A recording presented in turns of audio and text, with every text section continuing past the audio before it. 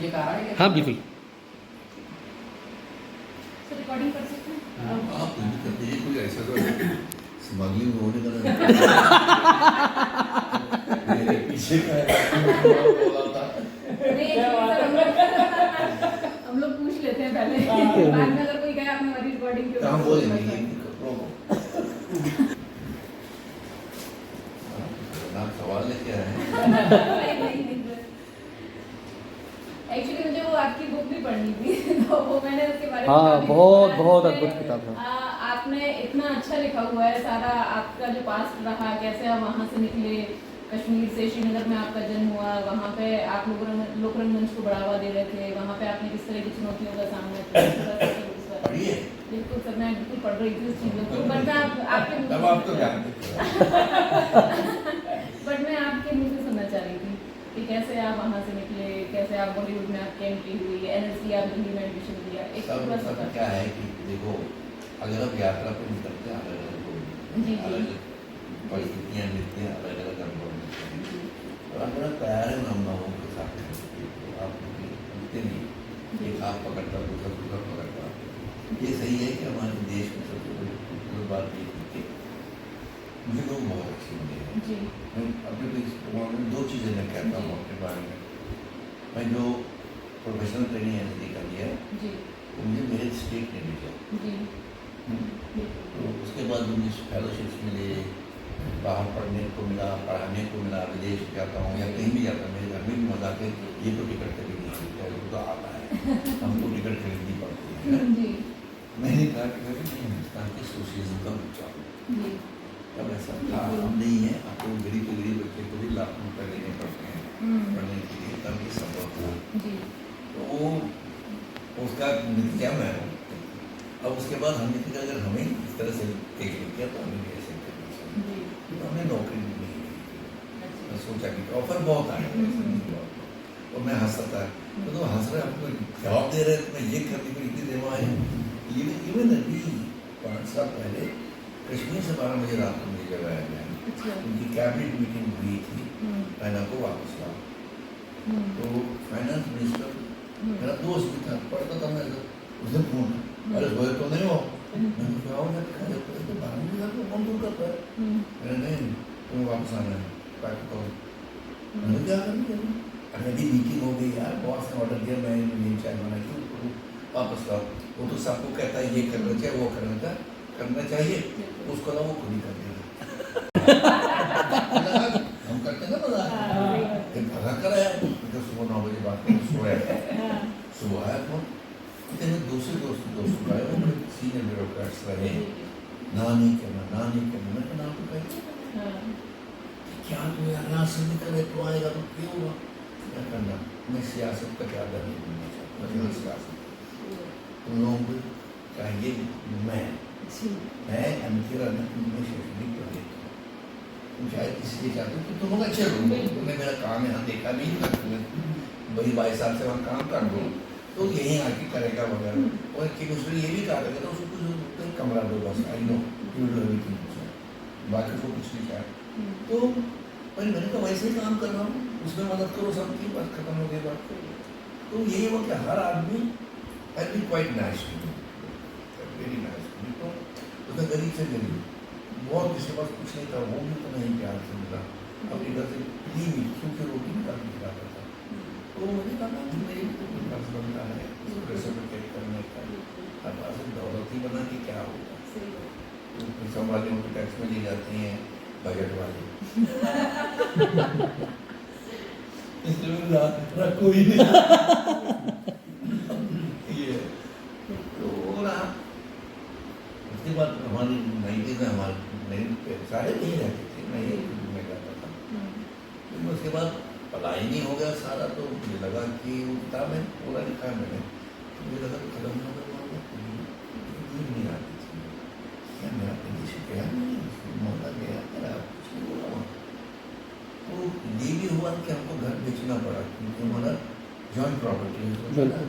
मेरी उम्र का कज़न बताओ 50 साल तक सड़क पर आ गए, कहाँ से आएगा, तो सबने मशवरा किया भाई एक साथ पूछिए, और मेरे भाई बड़े थे तो उन्होंने कहा क्या है क्या करना है तुमको बताओ, मैं कहा मेरा 10 तक अपने हाथ करना इनके रहना, मैं डिशो नहीं करता, तो प्लीज़ लोग संभालो अपने को। इस वक्त ये सोचना गलत है, सबको सहारा चाहिए। तो उन्हें क्या बेचा कैसे माँ कसम मुझे पता ही नहीं, तो मैं क्वेश्चन भी नहीं करता हूँ। मेरे भाई को क्या कहूँगा, कर दिया ठीक किया। फिर एक बार मैंने इसका क्या करना पैसे, मैं तो ग्रैंड चिल्ड्रन है ना तेरे आपके, उन सब को एक चेक भेज दो। He did that। तो वो क्या तू मैं तो तूने भी अब घर बनाया, मैंने दिल्ली में, अब क्या करना है इसको। तो वो इस तरह से हुआ। उसके बाद फिर मैं कश्मीर लौटा, और इसलिए लौटा जो उनकी तो कितने सालों बाद लौटे फिर आप? है कश्मीर कितने सालों बाद लौटे? 2000 से जाएगा 90 में गड़बड़ हुआ। 90 में आपने छोड़ा था? मैंने नहीं छोड़ा था, मैं तो हाँ, घर लुट गया सारा, पूरा उसमें एरिया कमांडर बैठा हुआ सारा चोरी किया था। तो वो बचपन जो आपने वहाँ आपका बीता, हाँ। वो चीज़ें जो आपने परिस्थितियाँ वहाँ झेली, जो एक खौफ का माहौल था, बचपन में हमने खुशी बदले वही मैं एक झेला नहीं। वही जो बीता मैं सब तो वहाँ वही पर जब गई। जाता हूँ मैं यही कहता हूँ बच्चों को, हमारा बचपन देखा ही नहीं है यार, मुझे तो रोना आता है बच्चों को। चार उनको घर से निकलने नहीं देते वहाँ, कुछ भी हो सकता है। आपके टाइम पे कश्मीर कैसा था? बहुत बहुत बढ़िया। मतलब सर को स्टेट स्कॉलरशिप मिल के वहाँ पे गए पढ़ने, तो गवर्नमेंट ने बहुत सपोर्ट करके माहौल ऐसा था, प्रगतिशील समझ लीजिए, आज़ाद माहौल था। बड़े से बड़ा पेंटर, बड़े से बड़ा शायर, हम छोटे थे बच्चे थे, हमारा ड्रामा देख के हमसे समझाएंगे, पढ़ाएंगे, बिठाएंगे, वो माहौल था। और शायद मैं लौटा भी उसी माहौल के लिए, वो माहौल था। फिर मैंने वहाँ एक स्क्रैच से काम शुरू किया। वो का किताब है बहुत, सब लिखा है कैसे शुरुआत हुआ, मतलब 2-4 बार तो गोलियां कैसे बच गई, मतलब बिल्कुल देख फ्लाइन अटैक नहीं फंस गया, वो सब चल करा। वो भी हमने उसके बाद आधे घंटे बाद हम भी हंसते थे, बच गए यार। सही बात। फ्लाइन अटैक हुआ जिस दिन वो गवर्नमेंट ऑफ इंडिया और पाकिस्तान ने फैसला किया था कि पीओके कश्मीर की गाड़ियाँ आएंगी जाएंगी, नहीं लोग आ सकते हैं, सामान ठीक ठाक करेंगे साथ। और जब भी 60 साल के बाद हो रहा था, दुनिया भर का प्रेस आ रहा है, ये देखने के लिए गाड़ी आएगी, गाड़ी जाएगी, जैसे अटल जी लेके ना गाड़ी, हाँ अटल जी बस से लेके वही सेम। तो यही रोज जो मेरे थे, उनको मिनिस्टर ने कहा भाई कल्चर का कुछ होना चाहिए, जब बस आएगी कुछ उन्होंने गुरु हमें कुछ नहीं पता क्या करना, जल्दी पता क्या करना है, सोचने दो यार, ऐसे थोड़ी होता, सोचने करना टाइम कम है, सोचना जल्दी है। तो मैं कहते शाम तक देखते हैं, शाम तक सोचते वो दिल्ली पहुँच गए, बताओ। तो मैंने उनको समझाया कि कर सकते, सबसे बड़ा मोटो मैंने उनको दिया, मैं देखो हमारे बीच में नदी एक है, उसका नाम है झेलम, वो कभी नहीं, बिल्कुल सही, उसी को सेलिब्रेट करें। हाँ बहुत बढ़िया। तो हमारा तो मैं उसकी रिहर्सल आंगन में कर रहा था, टूरिस्ट रिसेप्शन सेंटर के अंदर। वो बहुत बड़ी बिल्डिंग थी, थिएटर बिल्डिंग। मैं पानी पीने के लिए कमरे में गया रिहर्सल के, और फाइटिंग शुरू हो गई चारों तरफ, और मेरे कमरे में इधर से भी गोली आ रही, तुमसे भी गोली आ रही, इधर से भी गोली। एनसीसी काम आया, एनसीसी में यार तुमसे लेटना है बिल्कुल सर। हाँ उस टेबल के नीचे लेटे थे, और एक छोटा बच्चा जो पानी वाला था वो घबराया हुआ था, आधा घंटा बोले कि ऐसी तो मतलब बम दिख रहे थे, जबरदस्त टाइप का। अगली दिन सुबह निकलनी थी गाड़ी, यस। तो ऐसे वो ऐसे एक है, बहुत सारे आमली फंस गए, but that is part of your decision। Sir कभी ऐसा हुआ कि आप वहाँ रिहर्सल कर रहे हैं, लोगों के साथ भी आप जुड़े हुए टीम में, और लोग आपको रोकने की कोशिश कर रहे हैं कि आपको ये काम नहीं करना है? वही तो की का ये क्या चक्कर, लोग क्यों हंसने आते हैं रोज को आकर मजा आता, तुम्हें क्या तुमसे कुछ कह रहे हैं, हम तो बैठ कर देख रहे हैं ना, बिल्कुल। मतलब तो खेत में काम नहीं करना है, वो तो सुबह 4 बजे से करते, अब थक गए बैठे तुम्हारे साथ, हम चाय आएंगे धीरे। मेरी रिहर्सल कभी ऐसे एक्टर के साथ नहीं होती थी, कम से कम 150-200 लोग बैठे होते थे, गाँव के औरतें हैं, बच्चे बैठे, और वो होता है डिस्टर्ब नहीं करना चाहिए बैठना है। तो वो एक सहारा था मुझे, वो एक सिग्नल दिखा कि भाई ये काम ये चाहते हैं करना, टेररिस्ट अलग है, बिल्कुल वो उनको भी दबाता है, उनको भी मारता है, सिक्योरिटी फोर्सेस को भी अटैक करता है, उनको भी नहीं छोड़ता है। तो इसलिए हमें जब लोग साथ होंगे आपके काम करने के, वही रास्ता भी बताते हैं आपको, वो मतलब सिक्योरिटी। और हमने कभी नहीं, काफ़ी दोस्तों ने तो तुम सिक्योरिटी साथ हो, मतलब मरवा दो सिक्योरिटी साथ ही नहीं, यू आर सिटिंग डक, ए भाई ये कौन है, बिल्कुल सही। और ये काम सिर्फ इनविजिबल तरीके से, हम कोई अपना आपने तब कई 10 साल 12 साल में कोई कश्मीर या कहीं इंटरव्यू नहीं दिया, मैं कोई हीरो बनने की कोशिश नहीं करनी होती है, वरना मैं हीरो बनने गया था। मैं एक स्थिति को थोड़ी मदद करना चाहता था, मेरा देश है, मैं मुझे करना चाहिए। संस्कृति का मामला है, बहुत बड़ी चीज़ होती है, मतलब वहाँ पर 10 साल कोई परफॉर्मेंस नहीं हुआ था, कितनी बड़ी बात। शादी में गाना होता था, गाना तो भूल जा, नाटक नहीं, लोक संगीत नहीं, लोक नाटक नहीं, सब बंद। तो लोग कलाकारों को मिला, जैसे मेरे से उम्र में भी बड़े थे, ऐसे रो रहे लोग जैसे तुम मर गया था, तुम आई हुआ है, कोई नहीं है, कुछ नहीं किया हमसे कभी, तो वो रिश्ता बनता है बाद में। अब तो मैं डर निकालता हूँ लोगों की, वो मैं मुझे वो हमारे बहुत बड़े शायर गुजर गए अभी 94 थे, रहमान राजन को अपना ये का आप लोगों का अवार्ड मिला, हाँ, संगीत नाटक कालिदास। खेमू नहीं खेमू को नहीं, रहमान राय, हाँ बिल्कुल।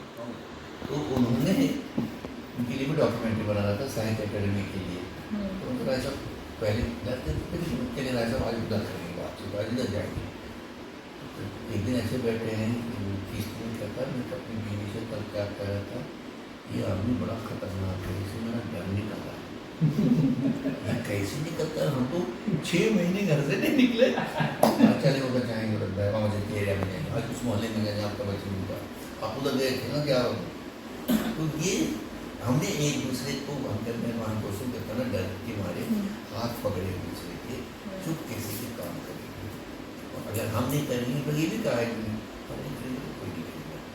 हमको देखने के बाद हमने पहली बार 10 साल के बाद टैगोर हॉल का दरवाज़ा खोला, धूम थी वहाँ, और वहाँ मेरा जो दिन था वो चला लाइटिंग, जो खत्म हुआ कहता संगीत कितना आवाज बड़ा था, तो कहेंगे मैं आपको 2001 की बात कर रहा हूँ, तो कहता रसा मैं तो 10 साल के हूँ, सुबह जाकर बहुत मैं भी मानता हूँ, बड़ी अच्छी करता है, वहाँ कोई शोर शराबा नहीं, एवरीबॉडी मेडिटेटिंग है, लोग चाह थे, मतलब क्यों कहता 10 साल से यहाँ पता नहीं आता था, मेरा हुआ बनता, मैं तो शुक्रिया अदा करने जाऊँगा ना, क्या कह रहे हो तुम, करने वाले तुम भी परेशान ला रहा हूँ, वाह ये इमोशनल बॉन्ड मतलब वो बहुत ज़बरदस्त था। सर उसके बाद आप एनएसडी है, एनएसडी से आपने अपनी पूरी पढ़ाई की, वहाँ से एनएसडी तो इससे पहले आया, मैं कश्मीर बीच में नहीं है, कश्मीर बाद में आया, अच्छा 60s में कश्मीर, अच्छा जब सब ठीक था तब मैं आया, जंपिंग करो आप कैलेंडर खराब हो कोई बात नहीं सर, आपने 70s में हम निकले एनएसडी से बाहर, गुलाम सिंह की, और सारे देश में काम करते थे, अलग भाषा में काम करके मैं पाकिस्तान में भी काम तो करता एनएसडी के क्या अनुभव थे सर आपके, एनएसडी में क्या अनुभव है आपके, एनएसडी के क्या अनुभव रहे आपके? अनुभव हमारे टाइम पर अब्दुल साहब के ऊपर बहुत ही ज़बरदस्त, वो सुबह 8 बजे से शुरू होकर 12 बजे तक काम करता था, वो उस वक्त इतना सख्त मामला था कि लगता था कि यहाँ से भाग जाए, इतना डिमांड था काम पे, थियोरेटिकली भी, पढ़ाई में भी, और सब अंतर्राष्ट्रीय ख्याति के बड़े बड़े डायरेक्टर साथ, और हमारा जो शुरू होता था क्लास वो योगा से शुरू होता है। आज तो पंडित जी हमारे प्राइम मिनिस्टर योगा बोलते हैं ना, अभी उनका भुजंगा से ठीक नहीं हुआ, मैं देख रहा हूँ नहीं कर पा रहे हैं, जोश में लग रहे हैं, तो हम लोग को आर्मी में योगा करना, उसके बाद मार्शल आर्ट्स, उसके बाद संस्कृत ड्रामा, ये सब तब होता था हमारे अंदर। सर की फिटनेस देखिए आप जैसे अभी क्या होने लगा है, अभिनय और रंगमंच में शोध भी होने लगा है सर, पहले स्टडी इतनी नहीं थी, एक डिग्री कर ली फिर लोग अपने करियर की तरफ चले जाते थे, इसके बारे में क्या कहना है सर, थोड़ा जो हम शुरू हो रहा है वो इसलिए हो रहा है हाँ सर। और मेरे बच्चों का दोष नहीं दे रहा मैं। हाँ सर। ये जब एनएसडी का लड़का निकलता है उसके पास करने को कहाँ जाएगा। हाँ। एक एम एक साल फिर निकला है, 5-10 हम निकले, मैं अकेला नहीं निकला। 100-200 300 अब और भी ड्रामा स्कूल में कहाँ जाएंगे।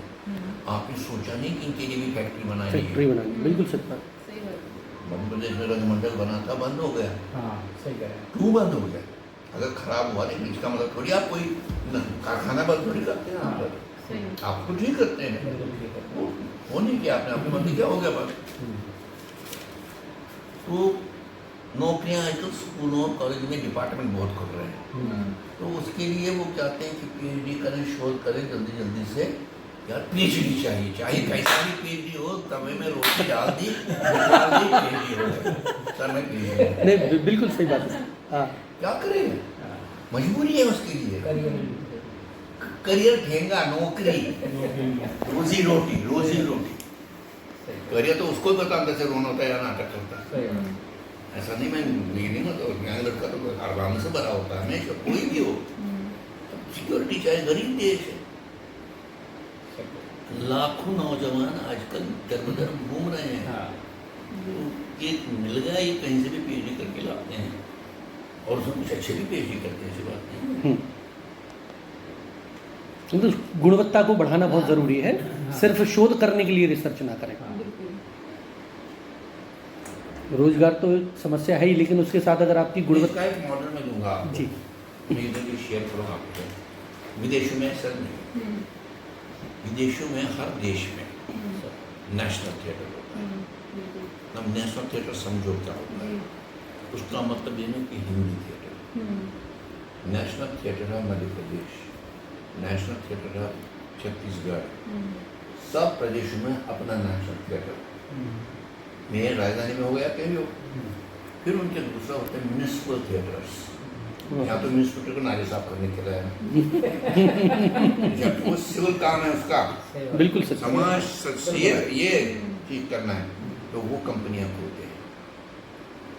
सरकार भी पैसा देती है और उद्योगपति भी उसका मदद करते हैं, वो करना है उनको। और वह फख्र महसूस करते हैं हमारे देश में, हमारे प्रदेश, हमारे नेशनल थिएटर में। तो शहर भी फख्र करता है कि भाई जैसे आपका यहाँ है, अगर रघुवीर यादव को कहे भाई तुम हमारे नेशनल थिएटर मध्य प्रदेश का है, 2 साल देने हैं यहाँ, तो अपना काम भी कर ले, आप इज्जत भी बढ़ती है, शहर उसका भी, वो भी खुश होता है। इस तरह से बना जाता है।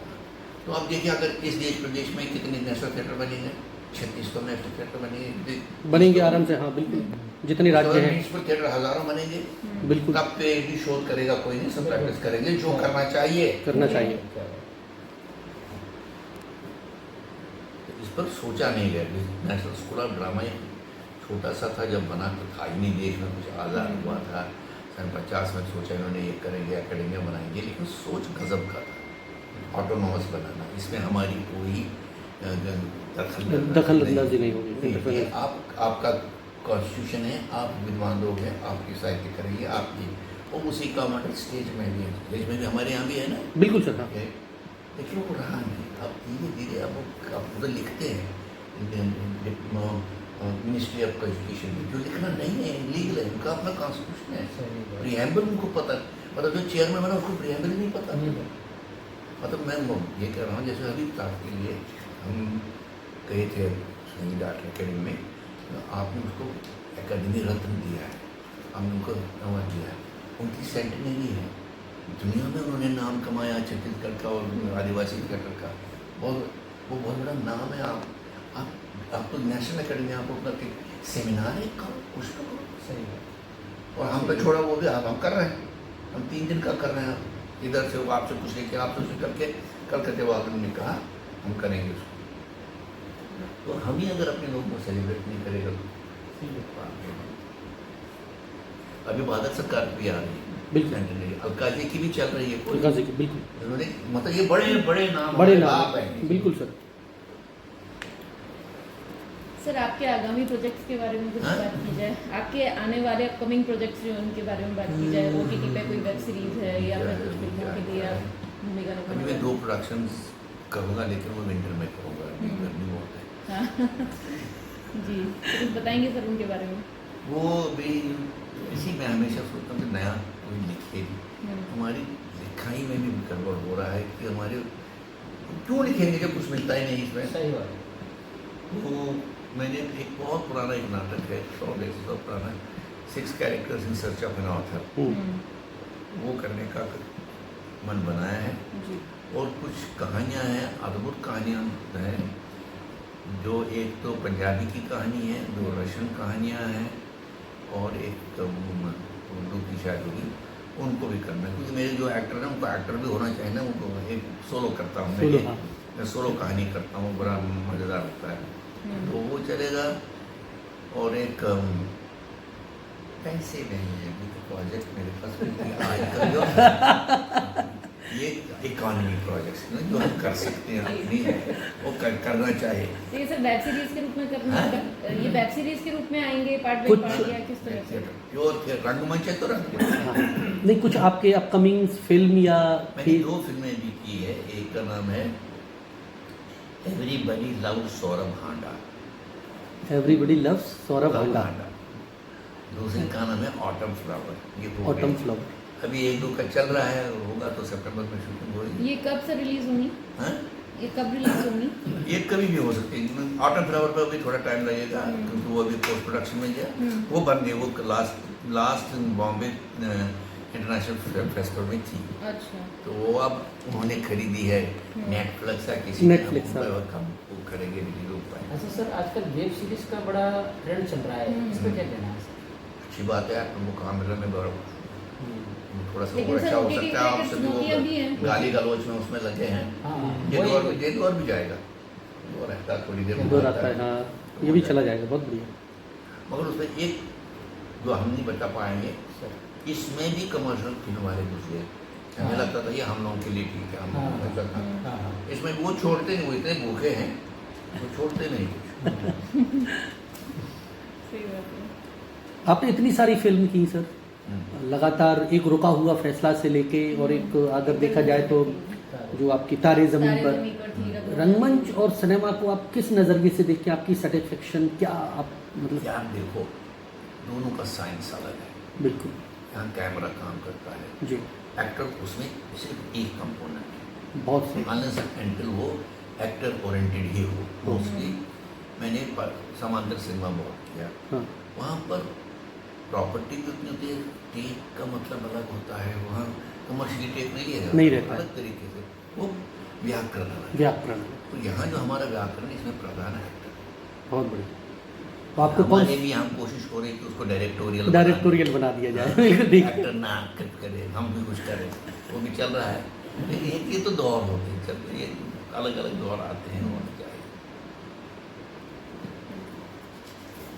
हाँ हाँ अभी तारे तुमने वहाँ तो पिकनिक है, हाँ, ये भी कर रहे हैं, वो भी कर रहे हैं। ठीक है।